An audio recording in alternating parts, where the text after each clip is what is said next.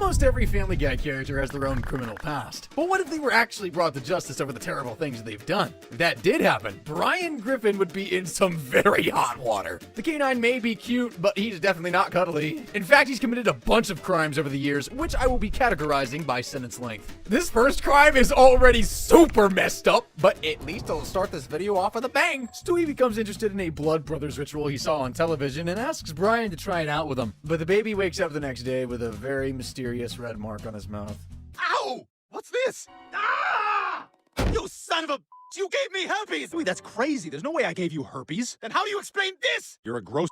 Brian protests his innocence, but Stewie exposes the dog by finding the herpes rash under his fur. Thanks to Brian's selfishness, poor little herpes-ridden Stewie loses all his preschool friends and is forced to attend a wedding with the embarrassing mark of shame. Chris finds him moping on the couch later that day and tries to make him feel better. You're not alone. How so? You've got herpes too? I also got it from Brian. He knew he had herpes and he didn't say anything. Maybe he was mad I gave him fleas. I don't know. Chris, if you're the one who gave a dog fleas, now is the right time to finally take that shower. As revenge for giving both of them herpes, Stewie and Chris hack Brian's social media and embarrass him to the world. You hacked my Facebook account. We actually just changed your profile picture. Ah, damn it! Look, enough, okay? Having his herpes exposed on Facebook may be a better punishment for Brian. If the law got involved, though, Brian would be facing 6 months in jail. That's 3 months per kid he deliberately spread herpes to, and it's definitely too light of a sentence if you ask me. I mean, those were kids, and herpes is a lifelong disease. If you want to see one of Brian's scummiest moments ever, just go back and watch the episode American Gig Olo. Brian has a hernia, and he needs surgery, but he won't be able to afford it as Peter's health insurance no longer covers him. Lois suggests that he get a job to pay for his own insurance, and Chris asks how he got the injury in the first place. Actually, I got it performing an incredible act of heroism. Somebody help me! I'm sinking! Hurry! I can't hold it! And if I were Chris, I'd be really sorry for asking, because that couldn't have been further from the truth. This is what actually happened. Let me just unstrap my baby! Oh, slipping, sorry. I will never again feel sorry for Brian when he gets his kicked by the other characters. He just lets her and the baby drown, and that violates the Rhode Island duty to assist law. The law makes it a crime to not help at the scene of an emergency if you can assist without endangering your own life. Brian looked pretty safe to me. So by abandoning the rescue, he's broken the law. He would be sentenced to 6 months in jail, a very lenient sentence for an oxygen thief like him. Brian and Stewie are best buds, but sometimes Brian forgets about the age difference and takes Stewie along with him to do very adult things. Is he 18? Horace, the drinking age is 21. Buying alcohol for a minor is a misdemeanor warranting 6 months in jail. Next time, Peter and Lois should just pawn Stewie off on Meg and Chris. When Stewie's not there to yell at Brian's bad driving. Great, let's do it. Whoa! What the hell? Where are your hands, Brian? On the steering wheel? 10 and 2. He can end up doing pretty terrible things with his car, like ruining the holidays. It's Christmas time in Quahog, and Brian is being a bit of a Grinch. You don't want me to have a happy American Christmas. Do you really not see that you're crassly manifesting the very consumerism on which Christmas is built? Chris, can you please put the dog out? Yes, sir. Tries to wash away his annoyance with alcohol, but ends up even more pissed about the holiday. You guys know what this holiday is all about, right? It's all about this. It's all about money. Do not even get me started on Christmas caroling. I've got time. I'm officially getting you started. Name one thing. Fed up with Peter and the guys mocking him for a Christmas hater, Brian drives off in a drunken rage, loses control of his car, and smashes into Quahog's beloved nativity scene.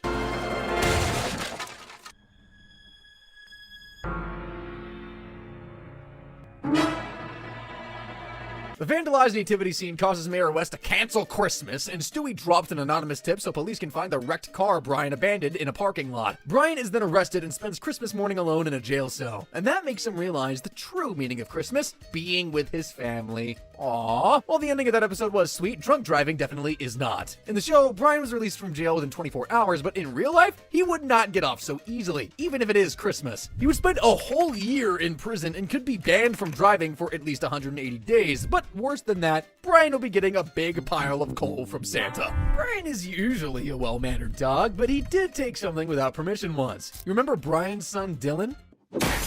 Something on your mind, son? Well, Brian has no interest in being a father, so he and Dylan see each other about once every blue moon. But in a later season of the show, Dylan reaches out to his dad and asks to meet up. Brian keeps blowing him off, though, but finally gets in contact after finding out his boy is a TV star. He uses his son to leg up his writing career and is hired by the writing team of the TV show Dylan stars in. But Brian's a little difficult to work with. Really? I'm the only guy here who's heard of that. That sounds made up. Are you afraid right now? No. That's what's wrong. You should be. This is writing, man. The viewer wants to be.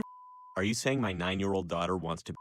Now you're asking the right questions. His bad attitude eventually gets him fired, and his son wants nothing to do with him anymore. But that's not gonna stop Brian from enjoying the buffet.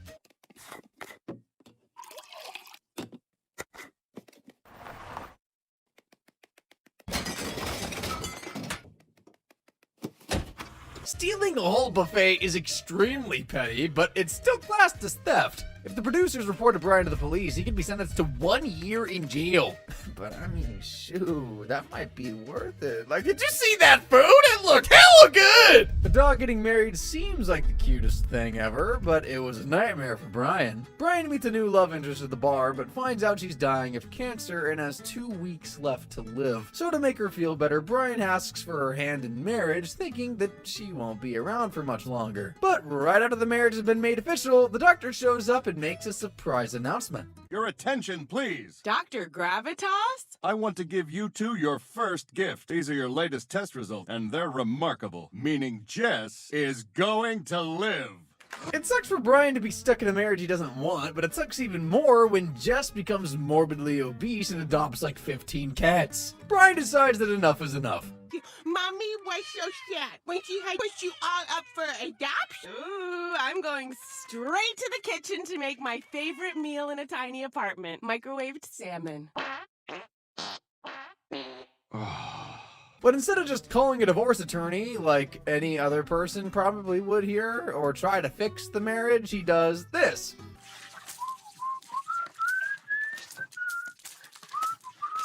Peter talks him out of trying to fake his own death and suggests that he give Jess a taste of her own medicine by also becoming a super obese, obnoxious slob. But that only leads to Brian developing hip dysplasia. Just promises to take care of him, but simply dumps Brian at the pound to be euthanized. Fortunately for Brian, Peter barges into the vet's office before he meets his fate. There's no law against attempting to fake your own death, but there is one against attempted arson. It's classed as 5th degree arson and carries a sentence of 1 year in jail. That's enough time for Brian to hit the prison gym and get back in shape again. Brian loves to try his hand at different jobs, but other people usually end up hurt as a result. Peter wants to play with Brian's rope toy, but the dog can be a little possessive.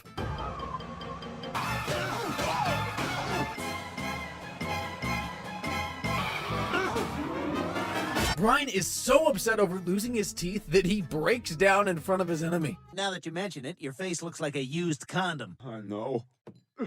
Don't cry. Be a man. I'm not crying. Here, take this. What is this? That's my dentist. He'll bill me. I've got an account. And we know Glenn's dentist probably didn't go to dental school because Brian's new teeth end up being freakishly huge. Brian's big teeth cause him to be mistaken for a realtor, so he just decides to take up the job. To repay Quagmire for his generosity, Brian offers him a special deal on a super luxurious condo. Nestled somewhere between the ocean and your imagination, Prescott Towers. Come live in the kind of place a Persian guy would say is a little much. The ceiling is a pool. Glenn is conned into buying the property without seeing it in person, and when he finally does, it's about as luxurious as a dirty old cardboard box. I don't know if you want this now, but I bought you a mini cactus. This is a dump! Maybe it's still got a nice ocean view. Damn it, Brian screwed me! Joe reassures Glenn that he's still got 72 hours to get out of the contract, but sly little Brian is on the run for this very reason. Quagmire eventually tracks the dog down in a motel, but it's too late. The 72 hours are up, so he beats the hell out of him. You son of a... It's unknown how Brian gets his old teeth back, but we do know that he can be charged with fraud, specifically financial misrepresentation fraud. A guilty verdict would mean 1 year in jail, and he'd definitely be forced to return Quagmire's money. There's a whole bunch of things Brian has done in the show that could see him convicted of disorderly conduct, like public urination. Yeah, how do you like how this sounds, huh? Try cleaning up this mess while you burn in hell! Public intoxication. Oh, thank God. Stewie, you got my text. And disturbing another person with loud noise. You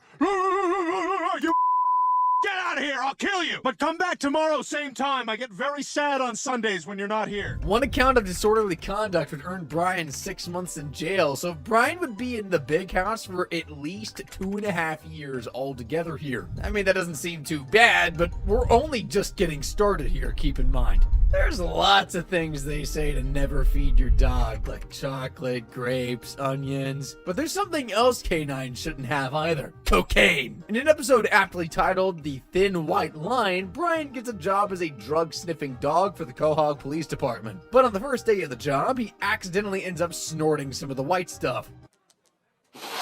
Ah, it's Coke. This is great. Oh, this is the rush I've been looking for. Good work, Brian. Still got a little, Oh, thanks. And I think you can probably guess where this is going.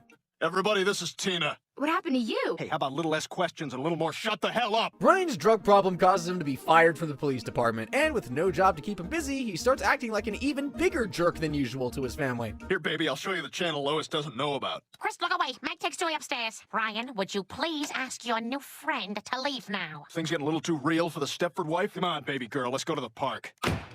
Brian's douchebaggery eventually becomes too much for the family, and they stage an intervention. He goes to rehab, gets clean, and it's like nothing ever happened. But Brian wouldn't be able to put his cocaine addiction behind him so fast in the real world. Cocaine is a Schedule II drug in Rhode Island. Possessing it'll mean Brian spends the next 3 years in jail, which seems kinda unfair. Like, it wasn't his fault that he became addicted, but I guess he's still gotta face the consequences of his actions. Dogs are supposed to be the loyal protectors of children, but Brian doesn't care about where baby Stewie is or what he's doing. Brian is standing in the driveway browsing the morning paper, and Peter's about to head to work. This sounds like a recipe for disaster, doesn't it? Huh.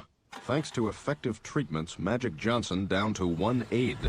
Oh, God, did I hit that deaf kid again? You gotta put a bell on that guy. Is there anyone in the show who hasn't been hurt by Peter at this point? Brian is wheelchair bound and must wear an e-collar while recovering from the accident. He feels more depressed than ever, and Peter's attempt to cheer him up only leaves him feeling worse. Here, have some food.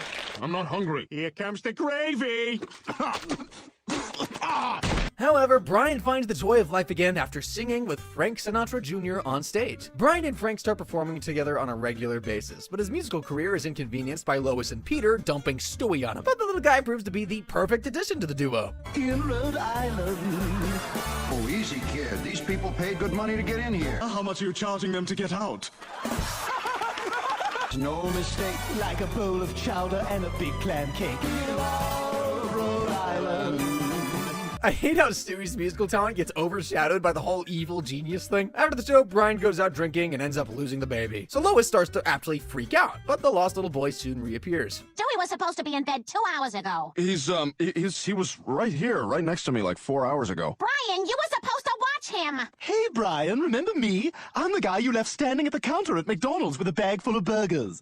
Lois is such a hypocrite. Like, she's not exactly Mother of the Year herself, but whatever. While Peter and Lois are still bad parents, it was Brian's fault that Stewie got lost and seriously maimed by wild animals. That means Brian can be charged with child endangerment. If found guilty, he would be sentenced to 3 years in jail, but at least there will be no Peter around to hurt him again. Well, given Peter's track record, give it time. I'm sure he'll join him. Pimps are already stereotyped as weird dudes who dress eccentrically, so a dog and a baby joining the party is not gonna help.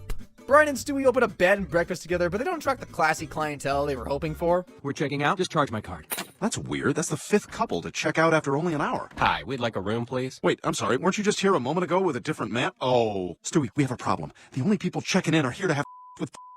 Stewie suggests that they seize this opportunity and round up some hookers to work for the hotel directly. Their first day of pimping goes surprisingly well, and there's a whole line of lonely men waiting outside the B&B. But the soon realize that taking over a business from a baby and a dog is super easy. We just realized we can keep all the money, take your house, and kill you if you try to do anything about it. All right, we're just gonna step outside and figure out a counter.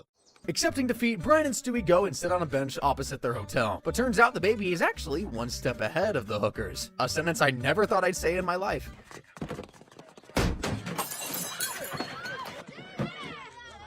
is illegal in Rhode Island, so running a brothel is a very serious crime. Brian can be charged with pimping and be imprisoned for 5 years. Brian rarely takes Stewie to age-appropriate places, and the time they went to a folk festival was just one example of Brian's bad babysitting. Brian attends a graduation ceremony at Stewie's preschool and belittles his friend's achievements. Big moment. He's moving from the green room to the purple room. And just last month, we had to come here when he went into the green room from the yellow room. Despite inventing a literal time machine, Stewie believes he has no real achievements in life and decides to take a year out of preschool so he can go traveling. Like true travelers, Brian and Stewie stop at a folk festival and the booze goes straight to the little guy's head.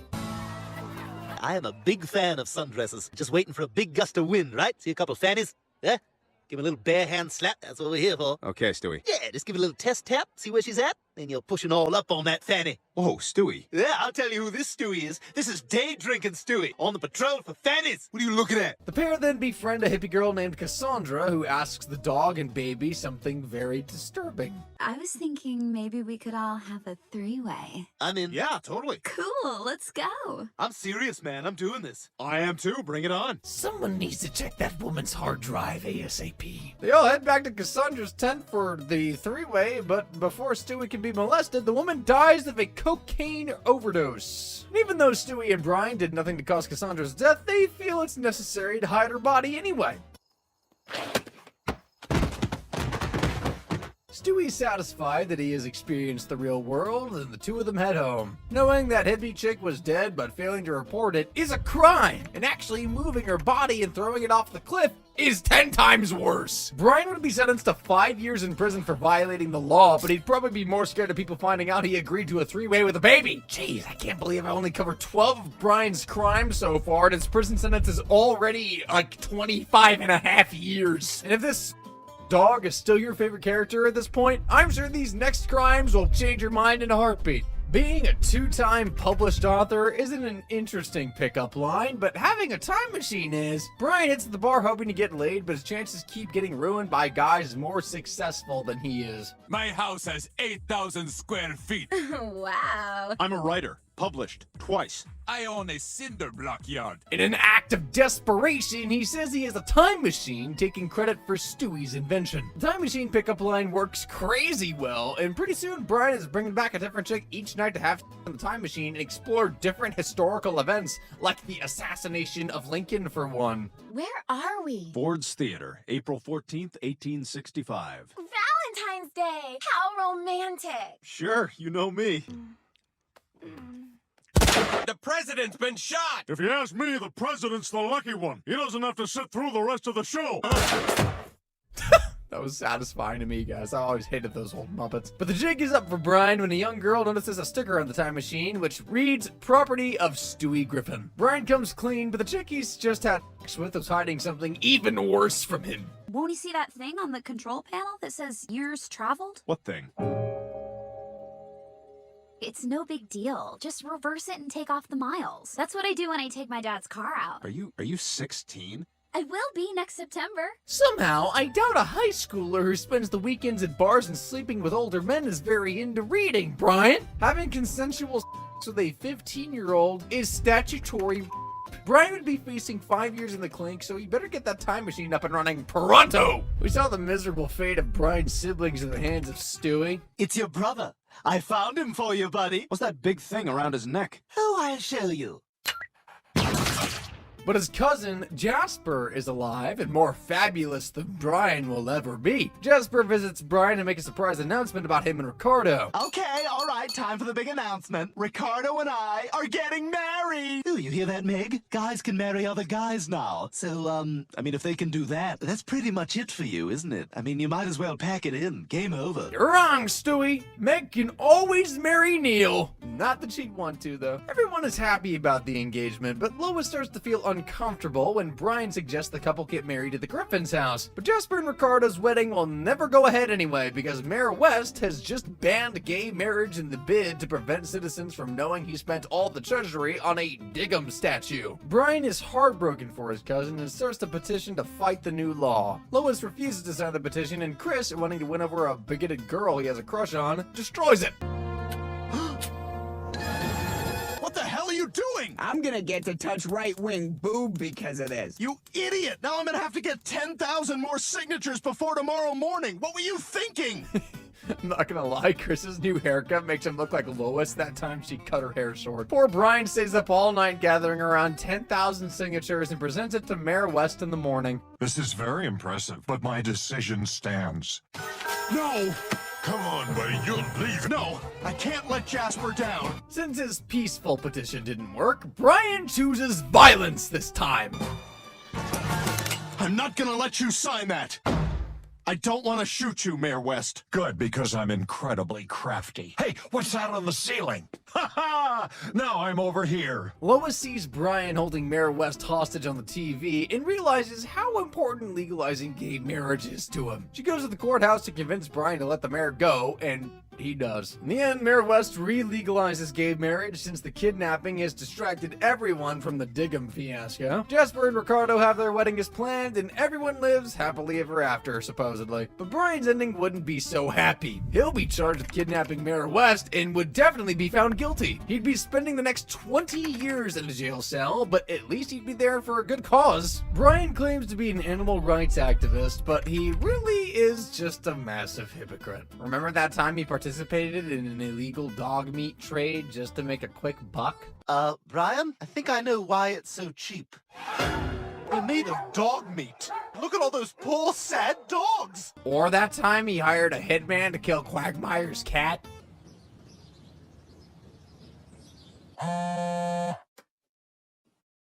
Hey, don't put it past Brian himself either. He's killed his fair share of animals too. And it takes a lot of disinfecting to clean up the mess afterwards. It's perfect. Yes, this one really...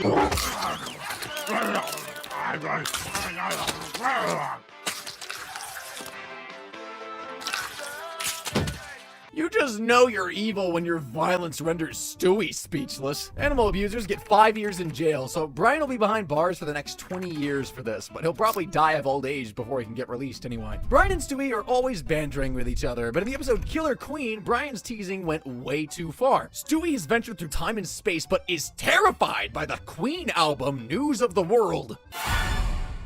What the hell is that? Killer robot monster? It's News of the World. It's an album by the band Queen, see? Stewie, relax. No, Brian, you keep that thing away from me. Is it looking at me? Can it see me? You're really scared of this thing, huh? Does it eat little boys? If it's hungry.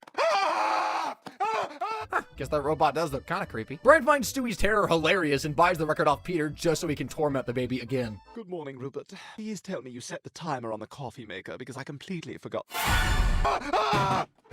Good morning. Thought I'd help you wake up. And again. Hey, can I get a couple of scratch-off lottery tickets? Sure, Brian. Oh, Brian, can I do one? I love scratchers. Maybe just one. Cherry? Another cherry? Come on, one more. Thanks, Carl. And again. Oh, what was I worried about? Living in constant fear makes Stewie lose the plot entirely and he becomes suicidal. Stewie? Rupert, we won't give that evil robot the satisfaction of killing us. We'll go together, on our own terms. See you on the other side. Stewie, no!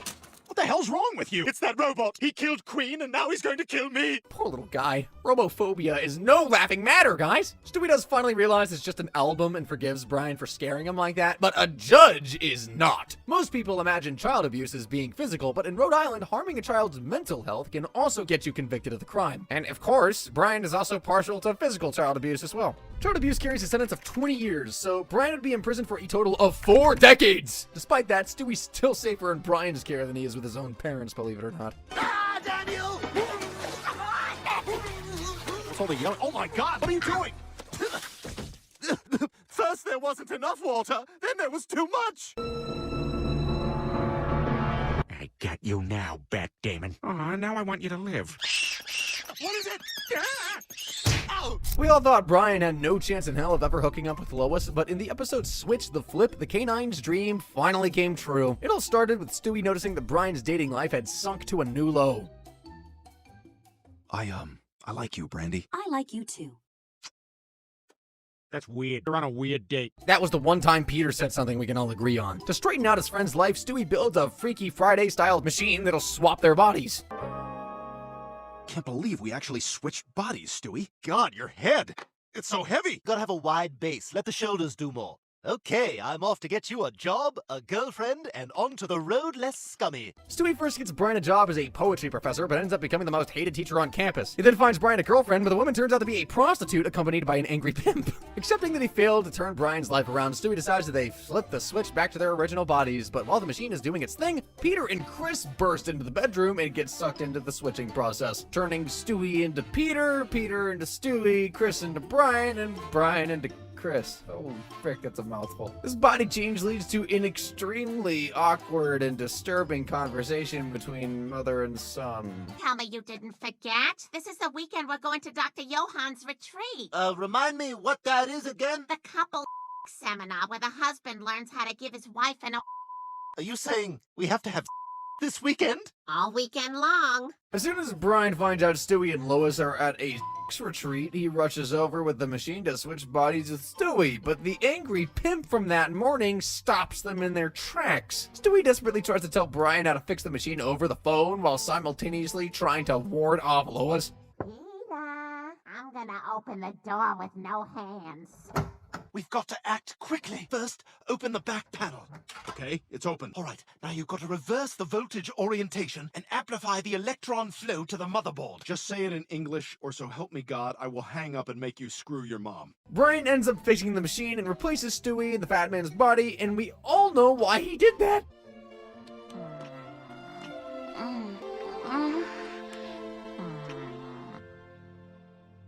You didn't listen to a word Dr. Johann said, did you? No, I did not. Give Brian the benefit of the doubt, though, okay? It must be hard to do his usual moves when he's stuck in the body of a 500-pound man. Lois did not consent to having with Brian, therefore, he her. I mean, she'll never know, but if a court did find out, Brian could be handed a life sentence. And that's at least 25 years in prison. But I don't know, maybe Stewie could help Brian escape by switching bodies with the prison guard or something. Peter and Lois have faced a lot of marriage difficulties over the years, and Brian usually takes advantage of them when he can to try and get with his crush, his best friend's wife. Brian wins an award for an essay he wrote and is invited to Martha's Vineyard to receive it. Peter and Lois are invited along with him, but Peter goes missing the night of the award ceremony. He misses Brian's speech, and when he finally does show up, he's a tad tipsy. Hey, did I miss Byron's reward? Brian's award. And yes, you did, Peter. You've been a good son, Brian, and I'm sorry you're so sick.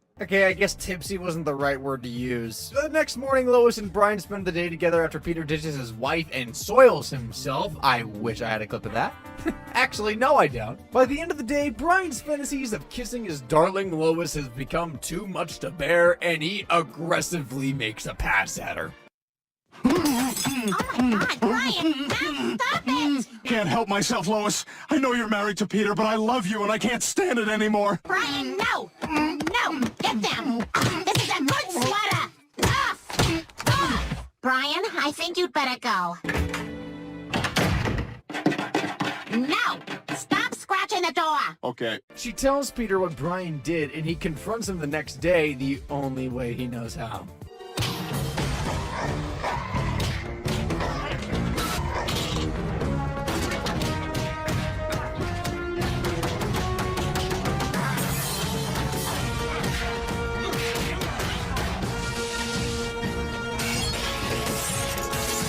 I think PETA would like a word or two with Peter. The episode ends with Brian promising to never let Lois come between his and Peter's friendship ever again, but he probably just said that to avoid being killed by the fat man's wrath. And you'd think Brian learned to stay away from Lois after that beating Peter gave him, but there was yet another episode where he did something much worse than non-consensual kissing. Meow. Purr, purr. I think you're dreaming. I'm not. Brian committed 2 counts of second-degree assault, and if he was convicted, his sentence may be as high as 30 years. Well deserved. Some kids are scared of Santa Claus because, you know, a big fat geriatric man creeping down your chimney on Christmas Eve doesn't sound disturbing at all. But there was one little girl in Family Guy who loved Santa Claus, and Brian and Stewie ruined the magic for her in the absolute worst way possible. Brian takes Stewie to meet Santa, but the baby doesn't leave a happy customer. Hello, Santa. We've got a slight problem here. I have been rather naughty. You're a businessman. I'm a businessman. I'm sure we can work something out.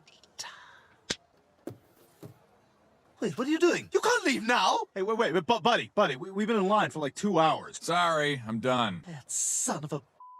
He just turned his back on me! When they arrive home, Stewie vows to kill Santa Claus for disrespecting him at the mall. Talk about petty. He forces Brian to accompany him to the North Pole and carry out the job, but upon arriving, they find out Santa's workshop is anything but jolly. Inbreeding? Take a look. I started with one family of magic elves. Every year I needed more and more to keep up. Now they're just a sickly race of mutated genetic disasters. At least 60% of them are born blind. Ah, man, now I kind of feel bad for calling Brian a Grinch earlier. He was right about how terrible the commercialism of Christmas is. Santa is too ill to deliver the presents to the children of the world, so Brian and Stewie's gotta take over and try to save the holiday. They reach their first house of the night, but they probably just should have asked the old man for a few pointers, because, this happens. Where's Dan? Oh, crap. Quick, Stewie, get the bat! Mommy! Find some duct tape. Oh my god, oh my god, oh my god, oh my god. All right, let's get this place cleaned up. While Brian didn't kill anybody that night, it doesn't mean he's getting off scot-free. By moving the bodies and cleaning up the crime scene, he's complicit in Stewie's murders. He could be charged with conspiracy and receive 10 years if found guilty. On top of that, he could get 20 years for tying up that little girl and get an extra 10 for breaking and entering. So Brian is certainly, maybe, probably not a pedophile, but there was an episode where he really definitely did seem like one. Stewie wants to hang out with Brian, but he keeps getting blown off. So worried that the friendship is fading away, he does something that he knows will bring them closer together. I add Brian's hair and saliva. There. Now I just have to get into the machine, and then the machine does whatever it has to do to me in order to successfully impregnate me. We do not judge the machine. We do not judge Stewie. You're gonna watch me get pregnant. I'm gonna look at you when it happens. Yeah, you watch me.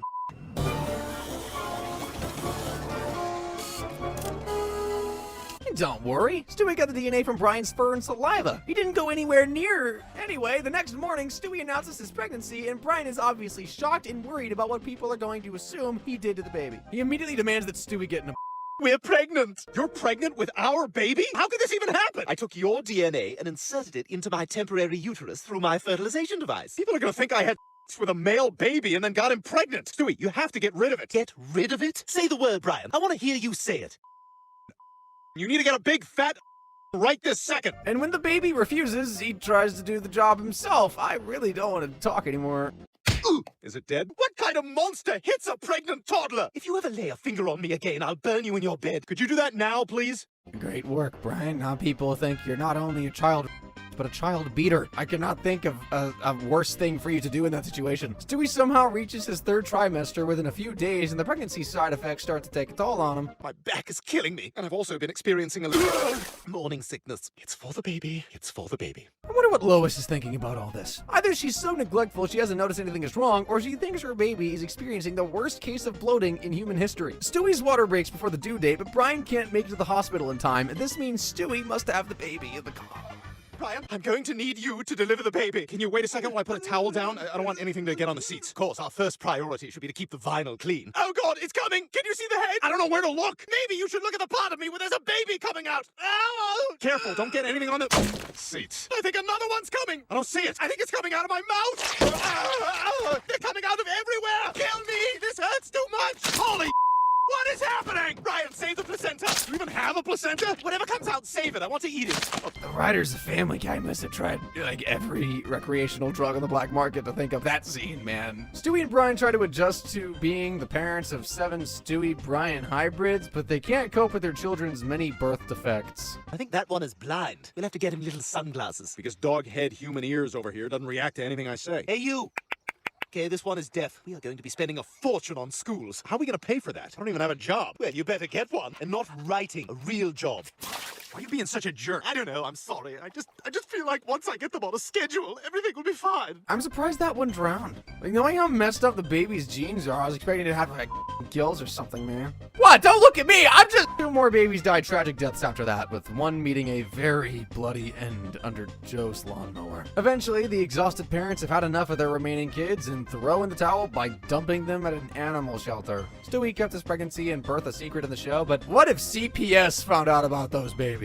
And specifically, about the 3 babies who died in their parents' care. Well, Brian would definitely be charged with manslaughter for not keeping a proper eye on his small children. 3 Stewie-Brian hybrids died on his watch, so that is a 90-year prison sentence altogether. But since all this was Stewie's fault, hopefully he can get in his time machine and make things right again. Anybody ever seen the TV show The Twilight Zone? If you have, you probably noticed the reference to the Family Guy episode Love Thy Trophy. And if you stuck around to the end credits, you saw Brian off surling with a shovel.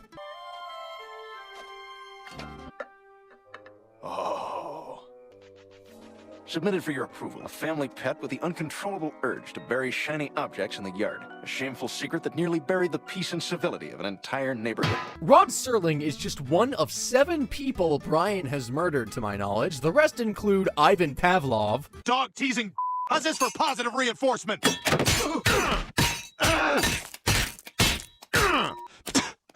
All right, where to next? Dean Koontz. Are you Stephen King? No, I'm Dean Koontz. Oh. An anonymous waiter. Later, dink. And 3 Arabs. Son of a... Oh, this is like a video game. Bad racist dog. A life sentence for murder in Rhode Island is at least 25 years. Brian has killed 7 people, so that is 175 years in prison. They say prison meals taste like dog food, so it'll feel right at home there. Now, this last crime is a little weird. As you know, Brian has a long dating history, and only 2 of his previous partners have been dogs.